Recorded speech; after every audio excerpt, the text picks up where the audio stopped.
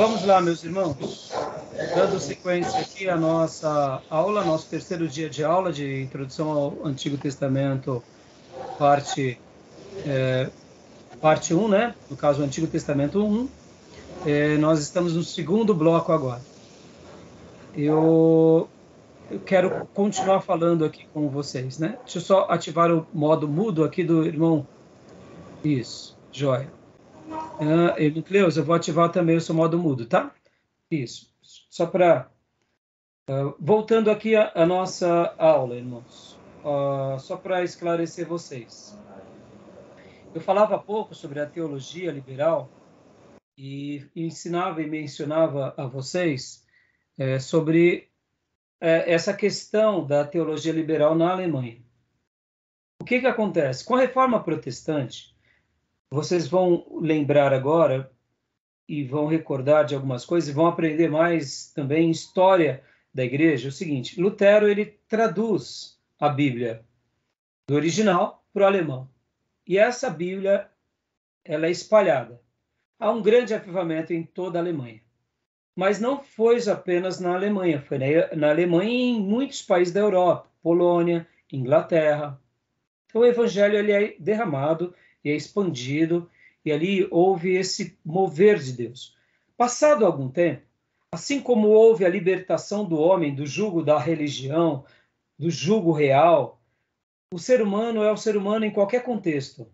E esse ser humano que foi liberto, que agora ele cresce, que agora ele é independente, que agora ele descobre que ele pode ser o que ele bem entende, nasce vários movimentos como o iluminismo, o humanismo, e esses ismos aí nada mais é do que aquilo que nós chamamos de um período chamado modernidade. Na modernidade, o homem era o centro.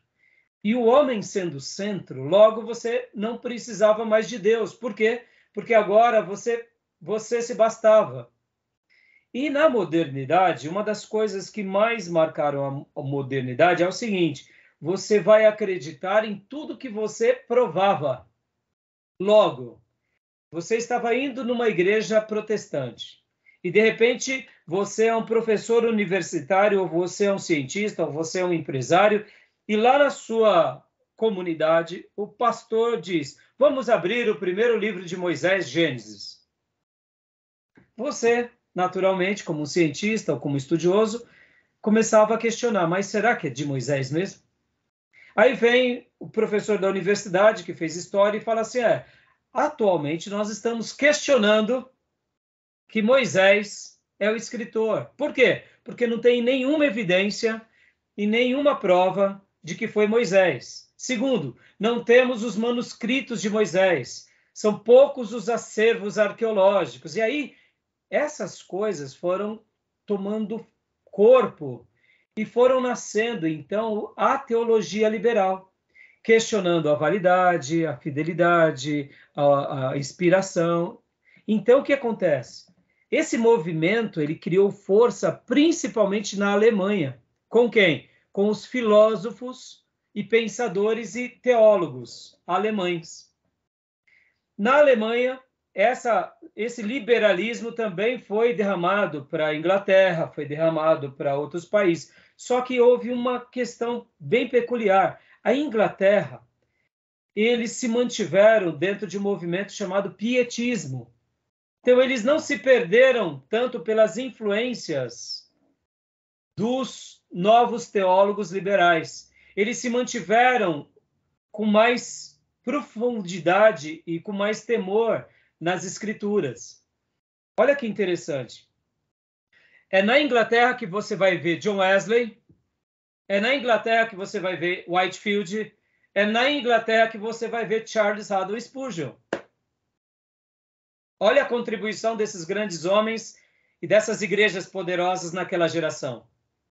Enquanto que lá na Alemanha você tinha um Lutero, depois você teve um Calvino, mas as próximas gerações não se mantiveram preservando a essa mesma piedade. Eles se enveredaram ou para a filosofia ou para o humanismo e mesclaram esse humanismo, essa ciência com a teologia e nasceu o liberalismo. Já na Inglaterra isso não teve tanta força. Então, a Europa ficou um pouco dividida nessa questão. Mas não significa que muitos ingleses também não se enveredaram para a teologia liberal, entendeu? No entanto, o que acontece? Nesse mover de avivamentos e de expansão do evangelho, você vai ver, por exemplo, grupos evangelizando o mundo, como os moravianos, leste europeu, a Morávia, se não me falha a memória, ficava no leste europeu. E você vai ver outros grupos, como os ingleses, fortalecerem os moravianos. Então, você pode ver que o evangelho vai chegar com força na Nova Inglaterra, que é os Estados Unidos. Lá, essas bases vão ser bem estabelecidas. Você pode ver que, depois da independência americana, o que se predomina ainda é o mesmo princípio de doutrina que eram dos ingleses. Houve a separação política, cria-se os Estados Unidos, mas a base mantém. E por essa razão que a influência dos liberais também chegaram na América, mas sempre os ortodoxos tiveram força na América. Na América, de contrapartida, vem Finney, depois vem Moody, vem grandes avivalistas, e para melhorar todo o ensejo, veio o grande avivamento da Rua Azusa, na virada do século XVIII para o século XIX, início do século XIX, ou melhor, início do século XX, entre o século XIX e o século XX. E esse grande avivamento sacudiu também as igrejas históricas e fez com que aquelas igrejas que estavam, eu diria, apagadas, fossem reavivadas. Chega o evangelho no Brasil. O evangelho no Brasil chegou com as igrejas históricas, mas logo na sequência também vieram os movimentos avivados. E os movimentos avivados sempre preservaram o quê? Preservaram a doutrina, o quê? Ortodoxa. Nós, como teólogos, somos novos. O Brasil, como pensador, tem 100 anos apenas. E a gente tem que considerar que desses 100 anos, nós tivemos um grande crescimento na quantidade de membros, mas nós fomos teologicamente ensinados por quem? Por esses grandes homens, esses clássicos de Deus, que foram esses homens que marcaram a editora Vida Nova, a Juerp. E então, pode ver que toda a teologia brasileira era uma teologia batista, presbiteriana ou metodista, que tem como base, na sua grande maioria, o quê? A teologia ortodoxa. Por essa razão, esse material que eu falei há pouco, que é o liberal, não teve tanto acesso. Estão entendendo? Ficou claro agora, pastor Johnny? Deu para entender? Sim, então, aí o que acontece? Nesses últimos 50 anos, surgem muitos teólogos nativos. Esses teólogos nativos começam, então, a fazer teologia. É aí onde surgem Russell Shedd, Enéas Tonini e grandes pensadores nossos, teólogos nossos, que é brasileiro. Mas pode ver que a gente está na segunda, na terceira safra de teólogos. Hoje nós temos, quando nós pegamos assim os nossos seminários nós temos uma influência muito grande ainda dos clássicos, mas nós já temos essas novas gerações de homens de Deus brasileiros, piedosos e profundos. Isso, querendo ou não, graças a Deus, foi ótimo, porque eles se mantiveram ainda dentro da ortodoxia, dentro dessa linha mais conservadora. Só o que acontece, irmãos? As nossas igrejas cresceram, nossos alunos foram para os seminários, muitos foram para a universidade. Houve também universidades nossas que viraram abertas para todos, como a Mackenzie, como a Metodista, como são muitas outras na nossa nação, seminários católicos. Então, a teologia liberal também começou a ser lida. E aí onde começou a ter força a teologia liberal. Infelizmente, muitos teólogos se abriram aos liberais. Porque, irmãos, aonde está a força do liberalismo? No intelecto. Você tenta explicar a religião por meio do intelecto. Você despreza a fé e vai para a ciência e vai para o intelecto. Mas aí eu digo, isso é de fato teologia ou isso é de fato um estudo da religião? Para mim é muito mais estudo da religião, porque a verdadeira teologia ela é baseada no quê? Na fé, nas escrituras sagradas e na pessoa de Deus. Tá bom? Então, é isso que eu quis dizer. Nós estaremos trabalhando mais sobre esse assunto em Teologia do Antigo Testamento 1 e 2, quando estudarmos esse livro do Kaiser ou outro que escolhermos. Teologia do Antigo Testamento 1 e 2, eu dou quando nós concluímos os 3 anos do médio e começamos o bacharel. E essa discussão, o Kaiser vai mostrar muito bem. Só para vocês terem uma ideia, irmãos, a igreja do século 17, 18 e 19, muitos teólogos já não pregavam mais o Velho Testamento. Vocês acreditam disso? Muitos pastores nas igrejas já não pregavam mais, por exemplo, que Deus usou Noé para evitar uma grande tragédia na raça humana. Aí você me pergunta, mas por que não pregava? Porque eles tinham dúvida se de fato aquela história foi real. Porque não tem como provar. Lembra que eu falei que no humanismo você tem provas? Na modernidade você tem que provar para crer. Ora, alguém tem a arca? Alguém já viveu 300 anos? Ninguém. Então como que você vai dizer que Moisés entrou dentro da arca e saiu, e aquela geração vivia tudo aquilo de dias? Você está entendendo? Não tinha como provar muita coisa. Então, já que você não tem como provar, então logo você não pregava isso porque os seus ouvintes duvidavam dessa palavra. Olha como é difícil isso. Dá para imaginar, irmãos? Você não poder pregar, como eu fiz domingo, por exemplo. Irmãos, domingo eu preguei uma mensagem, estou pregando, comecei domingo, uma série de mensagens baseadas sobre o Templo de Salomão. No entanto, eu estava fazendo uma retrospectiva de que Deus quis habitar entre nós. Quando eu cheguei em Noé, não estava nem no meu esboço, viu, irmãos, Noé? Mas eu senti um toque de Deus no púlpito. E eu comecei a falar sobre Noé. E eu senti uma direção de Deus de falar com muita autoridade sobre a geração de Noé, a experiência de Noé, porque Deus queria habitar com aquela geração, mas aquela geração virou as costas para Deus. Eu falei com tanta autoridade, porque eu creio tanto nisso. Agora eu fico me imaginando eu vivendo no ano de 1800, eu pregando dessa forma, e um monte de gente dizendo assim, coitado do pastor Rai, que besteira ele está falando. Se imagina nesse cenário, irmãos. Noé, por favor, pregue outra história. Olha só, imagina você ouvir essa crítica dentro da igreja. Isso é terrível. Nós não fomos educados dessa forma. Nós, graças a Deus, fomos educados dentro de uma teologia ortodoxa, que crê nas Escrituras. Olha como é perigoso a teologia liberal. Estão entendendo, irmãos? É uma erva daninha que entra no meio da igreja e que distorce a igreja. Pode falar, irmão. Pode perguntar, irmão Júnior. Está bloqueado o seu microfone. Pode desbloquear. Em suma, pode falar. Segundo os liberais, provo, logo creio. Exatamente. Em suma, é essa a ideia. Provo, logo creio. Olha que interessante, Júnior. A pós-modernidade já não precisa ser provado para se crer. A pós-modernidade é outras coisas, mas já não há necessidade de se provar. Por exemplo, a energia. Existe energia? Você vê a energia? Você não vê a energia. Mas você prova a energia, logo você acredita na energia. Por exemplo, nós estamos aqui, o rádio, por exemplo, são ondas.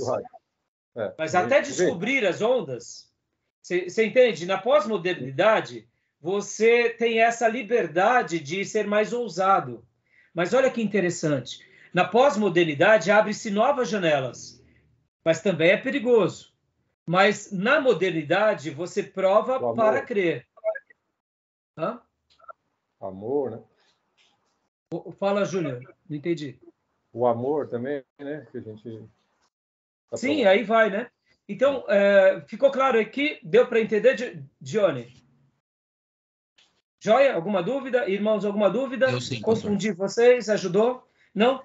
Irmãos, vocês veem, nossa aula ela acaba tendo umas pausas por causa desses esclarecimentos. Eu acredito que isso é muito útil, tá, irmãos? Porque, irmãos, como eu disse para vocês, domingo não estava nem dentro do meu esboço o assunto de Noé, da forma que eu trabalhei. eu fiquei uns 15 minutos falando sobre Noé.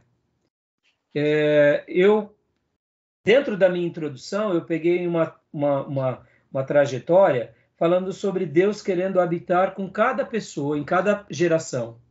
Mas quando chegou em Noé, houve um toque diferenciado de Deus no meu coração. E nessa hora, eu creio na história de Noé. Eu acredito que Jesus disse sobre Noé é verdade, porque assim como foram nos dias de Noé, Jesus validou a história de Noé. Exatamente. Ora, irmão, já pensou como é terrível você não poder validar essa história?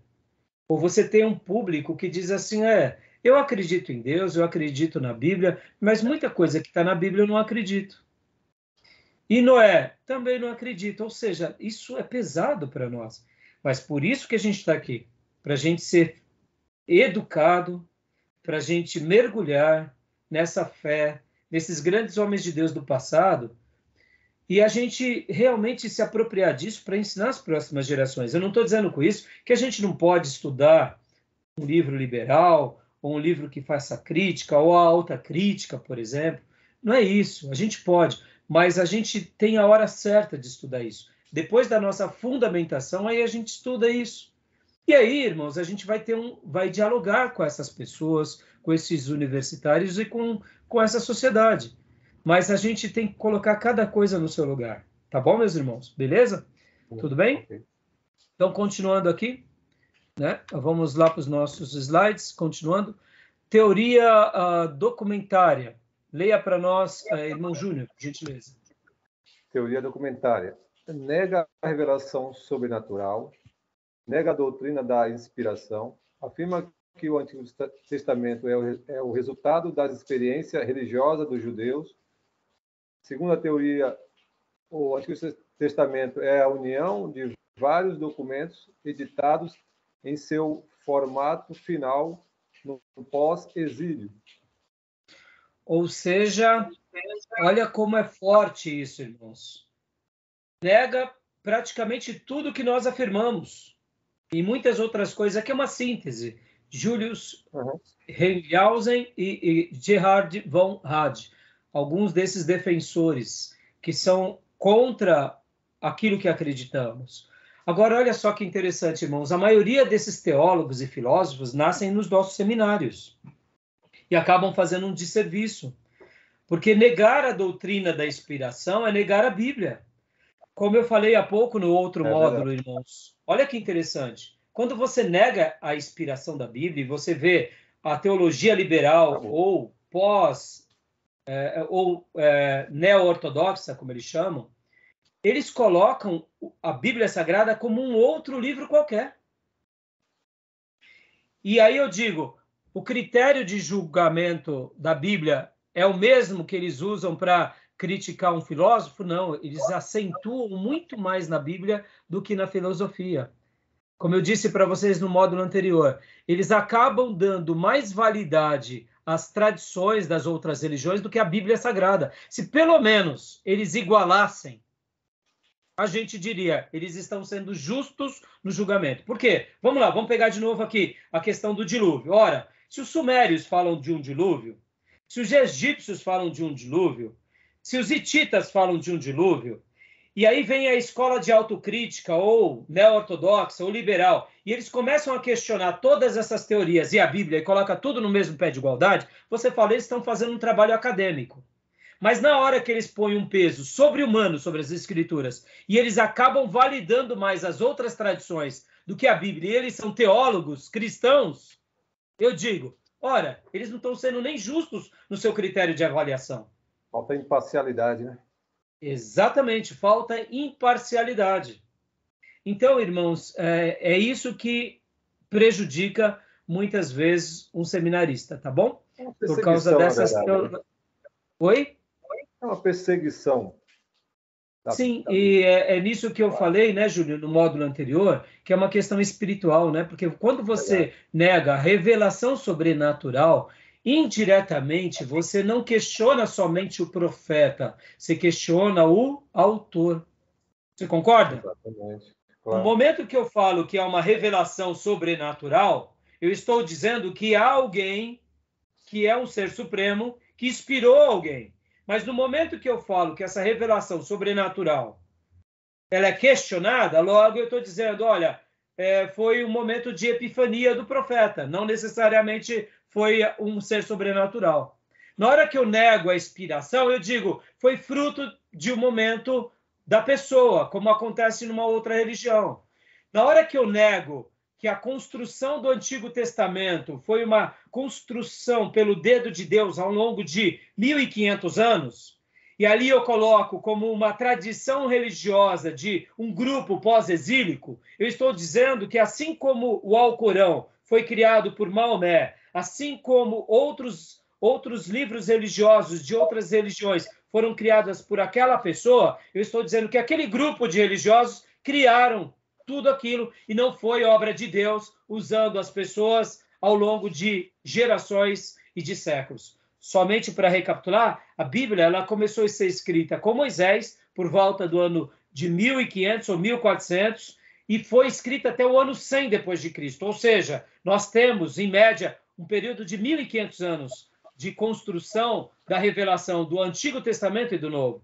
E a Bíblia não foi escrita por um único homem, a Bíblia foi escrita por vários homens, várias pessoas, de vários grupos sociais, de vários estilos, em várias culturas, ou pelo menos, quando falamos de culturas, a gente vê, são hebreus, são judeus, mas a gente vê eles no Egito, a gente vê eles na Babilônia, a gente vê eles no Império Medo-Persa, nós vemos ele na Palestina, debaixo de um Império Romano, ou seja, são muitos homens guiados por Deus ao longo de séculos que foram conduzidos pelo Espírito Santo de Deus para construir esse livro. Nenhum livro na história da humanidade passou por uma experiência como essa.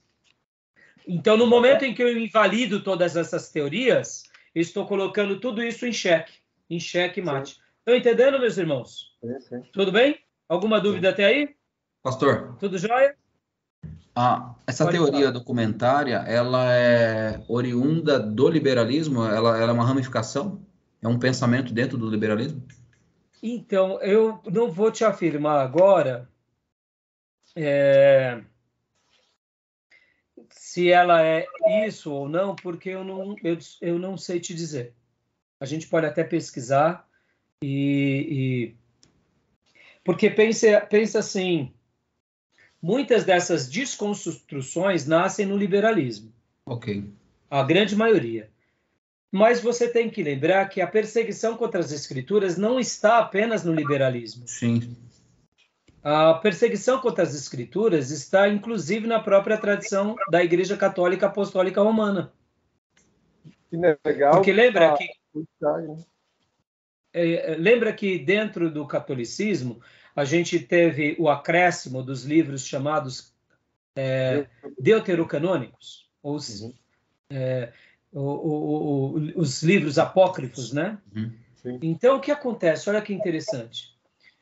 Muitas coisas também foram questionadas ao longo dos séculos. No entanto, a própria Igreja Católica, ela nunca invalidou diretamente algo. Eles tiveram esse acréscimo no concílio que houve depois, ali no século XVI, que na realidade, olha só que interessante, irmãos, até fazendo um comentário aqui, então sobre o que você perguntou, eu não posso te afirmar necessariamente, porque eu não lembro agora. Depois eu pesquiso e te digo, né? Mas, assim, o que acontece é que, só um acréscimo para vocês. Só uma coisa, o professor Fabiano entrou na aula. Graça e paz, Fabiano. Está desligado o áudio dele. Está desligado o seu áudio, Fabiano. Opa! Oi, agora pastor, você mudou aí, você está mostrando alunos, um pé. Irmãos, graça você e paz. Mostrando um pé. Opa, desculpa. Olha o pé aí, ó. Olha esse pé aí. Calma aí. Volta aí. Ai, meu Deus. Pronto. Isso. Aí. Vira sua tela. Para rotacionar, para ficar uma imagem melhor. Tela cheia? Tela cheia, mas você tem que ativar aquela rotação do celular, sabe? Porque aí fica melhor. Eu acho que eu já ativei, pastor. Então, fique aí, bom. Fabiano, tá bom? Voltou Tá bom, pro pé. pastor. Boa Você aula. está se perdendo aí. Obrigado. Meu Deus. O professor Fabiano, ele fez uma pequena cirurgia, ele está bem. E aí eu falei para ele se hoje ele poderia participar aqui conosco. Quem deu essa matéria no passado foi o Fabiano, tá bom, irmãos? Então, o Fabiano, ele é um dos professores da casa e futuramente, querendo Deus, ele vai voltar a dar aula, tá bom? Então, voltando aqui, irmãos, deixa eu só falar uma coisa importante. Uma coisa muito importante. No Concílio de Trento, se não me falha a memória, 1500 e pouco, foi quando a Igreja Católica coloca os livros que nós chamamos de apócrifos no cânon. 1556. 1500... 56, parece. Obrigado pela lembrança. O que acontece? Até 1556, os livros apócrifos eram lidos pela Igreja, mas eles não eram livros incluídos no cânon. Na realidade, nós notamos que a Igreja Católica fez isso de propósito para criar uma separação entre a Bíblia protestante da Bíblia católica. Foi mais ou menos como nós não somos iguais a eles, inclusive a nossa Bíblia é diferente da deles. Foi quase uma agressão, porque, na realidade, não havia um apelo para que isso fosse incluído no cânon até 1556. E quando nós vamos estudar os livros apócrifos, vocês entendem claramente que esses livros não eram para estar no cânon mesmo. Irmãos, os livros apócrifos contam histórias das mais absurdas. Nós sabemos que os livros apócrifos eram livros do povo judeu, da história do povo judeu. Só para vocês terem uma ideia, tem livros entre os apócrifos que eles literalmente não fazem questão de expressar que são inspirados. Outros livros, por exemplo, usam de artifícios quase como que bruxaria para expulsar um demônio. Para vocês terem uma ideia, é muito interessante essa questão. Então, basta você ler os livros apócrifos que vocês verão que são histórias do povo judeu e não livros inspirados por Deus. Estão entendendo? Então, você vê. Então, sempre houve discussões, sempre houve, sabe, pastor Johnny, acréscimos. Pode ver que na história da igreja tiveram concílios para resolver certas heresias. Então, dizer que a igreja nunca sofreu por isso não é verdade. A igreja sim sofreu. A igreja sofreu perseguição, sofreu alteração. No entanto, principalmente depois da Reforma Protestante, com o humanismo, com o iluminismo e tantos outros ismos, nós vemos que a teologia liberal ganha força. E é nesse contexto que eles tentam, a qualquer custo, invalidar as Escrituras. Tá bom? Tudo bem até aí? Então, pastor Johnny, depois a gente pode até procurar e eu tento responder para você, tá bom? Mas me lembra, por favor, só tá uma bom? curiosidade mesmo. Mas essa curiosidade é boa porque a gente enriquece o nosso repertório, tá bom? Vamos lá, continuando. Teoria documentária, continua lendo para nós.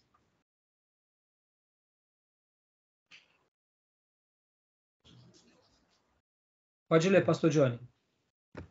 Pois não. Os documentos GEDIP, tá certo, professora, a pronúncia? Isso. Ok. Seria esse acróstico aqui que foi feito, JEPD. Perfeito.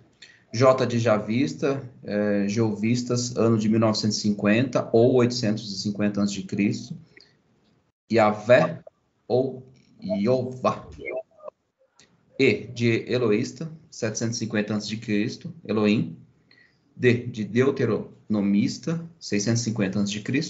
E P de Priestly, em inglês, né? Sacerdotal, 525 ou 450 a.C. Vou dar um exemplo para vocês aqui sobre essas influências. Segundo essas escolas liberais, por exemplo, eles vão falar que o livro de Deuteronômio, ele não foi escrito por Moisés, mas ele foi escrito depois em que o povo de Deus voltou do cativeiro babilônico e que foi uma maneira de criarem um livro dizendo que era de Moisés para levar o povo a um novo despertamento. Olha onde eles chegam com as suas teorias. Olha a emancipação, né? Aí, quando você vai estudar, aonde eles se baseiam, por que eles se baseiam, eles começam a fazer vários apontamentos, como, por exemplo, vou dar um exemplo aqui. Quando questionam, por exemplo, que Moisés escreveu Deuteronômio, eles vão comparar, por exemplo, o estilo literário de Gênesis com o estilo literário de Deuteronômio. Uhum. Vamos pegar um exemplo aqui, irmãos. Todo mundo tem um estilo de escrever. Todo mundo tem uma habilidade na sua escrita. Geralmente, nós aperfeiçoamos a escrita, mas nós seguimos um critério, ou de fala ou de escrita. Isso é característico nosso. Pode ver que Pedro falava diferente de João e João diferente de Paulo. E quando lemos os textos dos três, nós notamos uma diferença de vocábulos, de palavras. Então, essas escolas, elas vão questionar várias coisas, entre elas, o nome de Deus, o tempo dos livros, e assim eles vão fazer grandes discussões querendo negar a veracidade das Escrituras. Quer fazer algum comentário, professor Fabiano?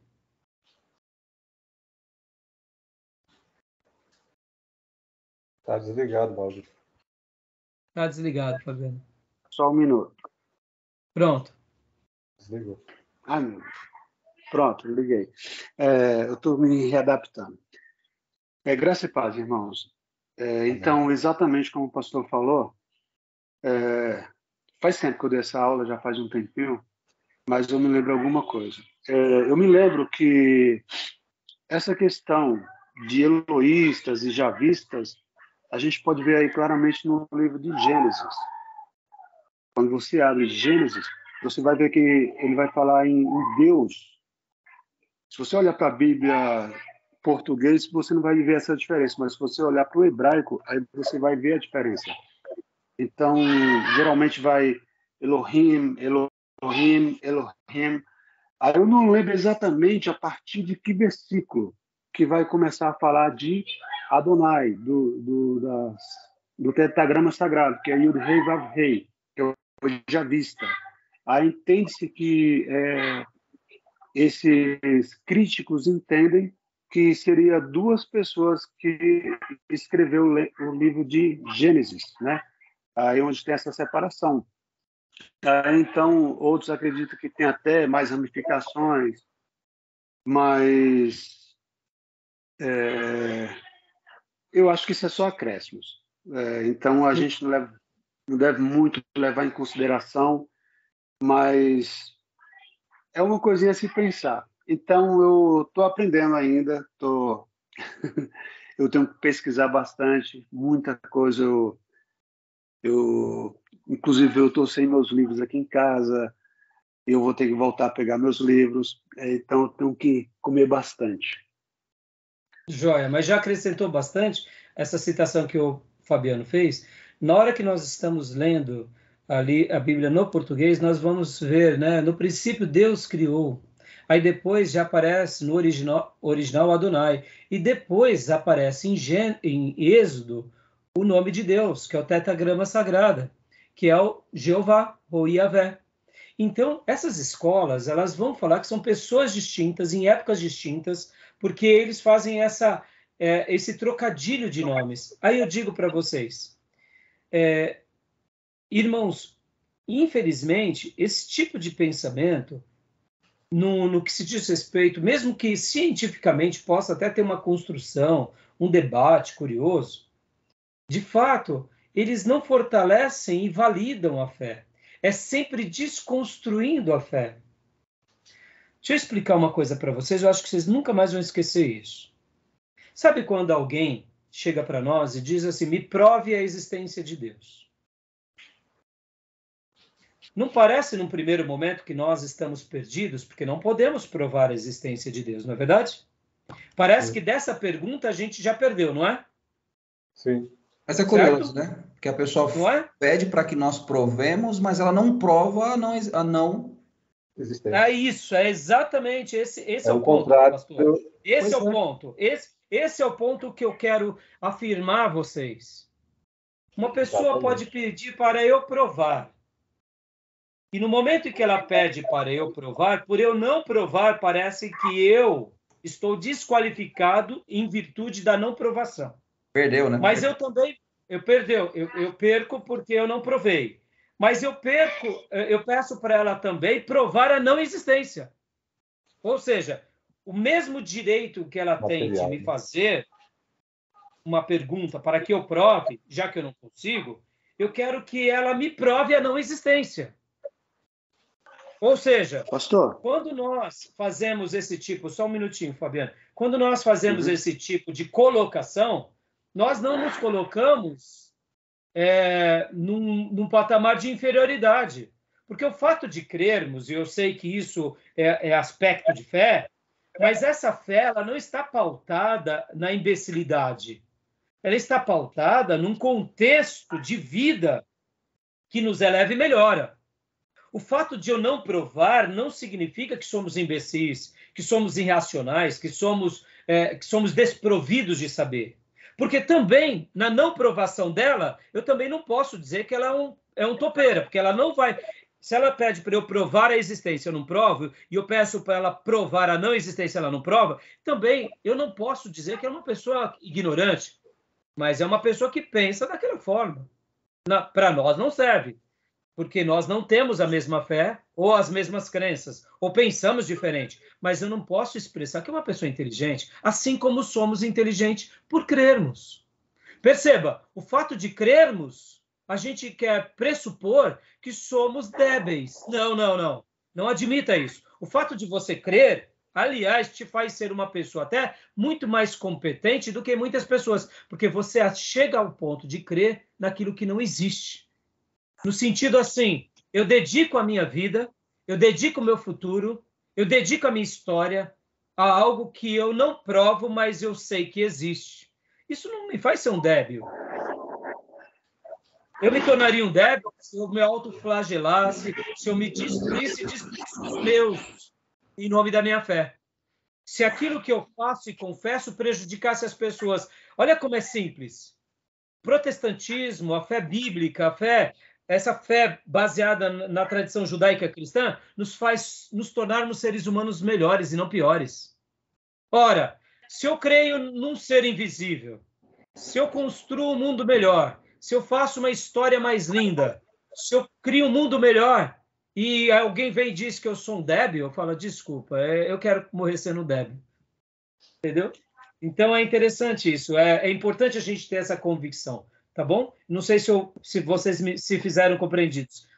Se fizeram compreendidos? Tudo bem? Fabiano, você ia falar alguma coisa? Pode falar.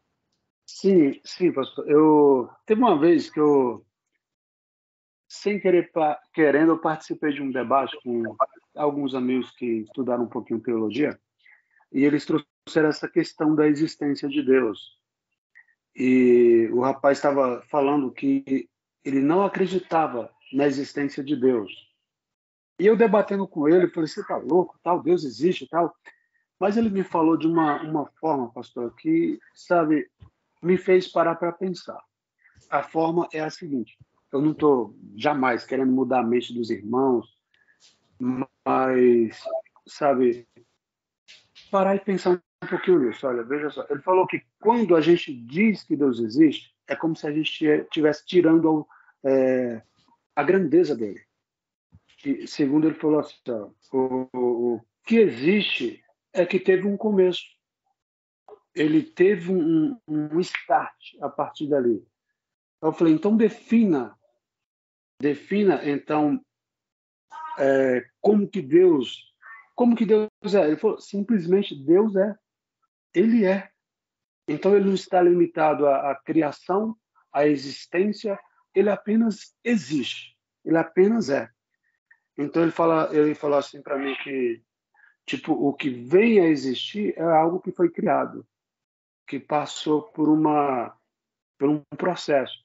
E ele falou que Deus não passou por esse processo. Eu achei interessante esse ponto de vista dele. E eu queria tipo, não mudar a ideia, o pensamento dos irmãos, mas a gente está num campo de debates, um campo que você vai lidar com pessoas, com pensamentos, e você tem que ter maturidade e sabedoria para dialogar com essas pessoas. É isso que eu queria falar, pastor.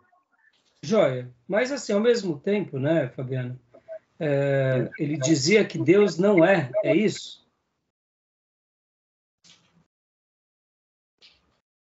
Não. Ele falou que Deus, o que ele negava é a existência de Deus. Ele fala assim que então, Deus é, ou seja, esse é o que ele existe. Sei lá, é uma situação difícil, então, mas difícil de você vê explicar. que esse tipo de debate, ou até esse tipo de colocação, Fabiano, eu sei que pode até ser interessante, mas acaba sendo uma discussão, eu diria até com todo o respeito, um pouco infrutífera, porque o e o ser, você vai lembrar disso, que até o próprio tetragrama sagrado, o ser o nome de Deus, né? O eu sou o que sou, sim. é um termo que tem a ver com essa existência plena dele. Então, Deus existe, sim, ele é criado, sim. Isso, eu acho que esse tipo é aquela discussão filosófica que a gente fica como cachorro, correndo atrás do rabo e nunca cata o rabo. Tá entendendo, irmãos? Então, eu particularmente descarto isso, porque para mim Deus ele é o único ser, ele é o eterno e ele existe. E ele não precisa provar a sua existência. Mas tudo bem, você quis comentar, né? Mas eu descartaria porque eu acho que não é agregador, né? Assim, no sentido de gerar dúvida, né? Eu acho que esse tipo de discussão acaba gerando mais dúvida do que fortalecendo nas nossas convicções. Mas obrigado por ter comentado, Fabiano, tá bom? Continuando aqui, essas são as escolas, né, teorias. Agora, aproveitando, Fabiano, então, leia a avaliação crítica da teoria documentária. Você está no celular, né, Fabiano? Estou. Então, fica ruim para ler, né? Não, dá para ler.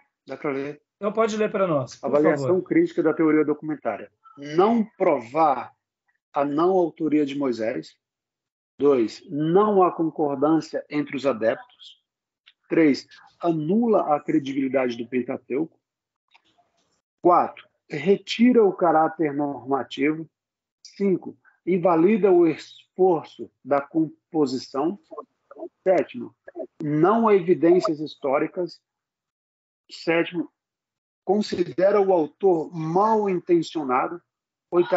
Nega a intervenção de Deus. E 9. Nega a revelação especial. Então, você vê que essas teorias documentárias, elas acabam trazendo vamos dizer assim, essa complexidade sempre, como eu disse, invalidando. Pastor Johnny, diante do material que a gente está estudando, né, eu vou até pesquisar mais, mas eu tenho quase certeza, sim, que foi no período da teologia da alta crítica, desse período da teologia liberal que surgiu isso, essa teoria documentária. Porque isso é mais... essas discussões desse período. Essa discussão é desse período. Mas eu vou depois até pesquisar melhor, porque agora, nesse momento de introdução aos livros, né, a gente acaba lendo bastante coisa, se informando, mas não relembra de tudo, né? E como eu estou... Né? É muita informação, não tenho dúvida. É muita informação, mas eu deduzo ser desse período, de fato, da escola liberal. Essa autocrítica, ela vem do século XVI e XVII, pastor. Então, exatamente, que é o período que nasce, né, o liberalismo. Então, agora, exatamente com quem nasce, quando nasce, quem são aqueles que começam a desenvolver isso. Irmãos, essa questão do liberalismo, ela é tão agressiva. Só para vocês terem uma ideia, quando nós fazemos teologia contemporânea, a gente vai estudar um pouquinho os teólogos e filósofos. Vocês acreditam que tem teólogos que vão defender a morte de Deus? Dá para imaginar isso? Chega a ser engraçado, né? Falando que Deus morreu. Ué, aí fala, vai esperar o quê de um seminarista? Deus morreu? Seu chefe está falido? Você vai fazer o quê no seminário? Deus morreu. Deus morreu. Mas qual é a ideia que eles querem colocar em cima disso? Nós não precisamos mais de Deus, porque agora o ser humano chegou num ponto de evolução tão grande que Deus não é mais útil para nós. Aí eu pergunto, isso é real, meus irmãos? Acho que não. Será que os seres humanos não precisam mais de Deus por causa da tecnologia, da indústria, da inovação? Teoria do reino a teoria muito bem colocado. Você vê, a gente não precisa mais, pelo contrário. Alguém já disse que o ser humano ele continua sendo o mesmo. E faz uma comparação muito interessante, dizendo, o canibal não é porque ele está agora comendo a sua presa de garfo e faca que ele deixa de ser canibal. Tá entendendo? Verdade. O índio canibal pegava o ser humano, pendurava lá e assava e ia tirando lascas do ser humano. Agora, porque esse canibal teve alguns conhecimentos tecnológicos, garfo, faca, ele continua sendo canibal. Continua comendo seres humanos, só que ele come de garfo e faca. Esse é o retrato do ser humano com toda a evolução. Somos falhos e pecadores. Nesse livro aqui de Teologia do Antigo Testamento, quando formos estudar lá para frente, vocês vão ver que a teologia liberal ela começa a entrar numa ruptura tão grande, por quê? Porque mesmo depois de todo o crescimento tecnológico, científico do ser humano, havia dentro da cabeça desses cientistas que, quando o ser humano chegasse a um ponto de evolução mais alto, ele se aproximaria mais de Deus. Quanto mais rico, quanto mais sábio, quanto mais inteligente, mais evoluído ele se tornaria. E o que acontece? O ser humano enriquece, evolui, amplia e se torna o quê? Tão mesquinho quanto foi nos dias de Noé. Com toda a sua riqueza, com toda a sua tecnologia, nós estamos vivendo dias onde estamos prestes a um novo acontecimento mundial trágico. Estamos na iminência de uma terceira situação que nos faz lembrar a Segunda Guerra Mundial. Depois de tantas coisas em que nós sabemos que o mundo não suportaria uma terceira guerra mundial. Ou seja, olha onde chega a crueldade do ser humano. Tá bom, meus irmãos? Maravilha? Combinado aqui? Tudo bem até aí? Alguma dúvida? Alguma pergunta? Não? Então, vamos lá. Eu vou dar uma pausa agora, irmãos, aqui na gravação. Já está dando 50 minutos. Eu vou parar agora e a gente volta para mais meia hora, tá bom? Tudo bem? Ok. Tranquilo? Tá bom. Só vou dar uma pausa então na gravação.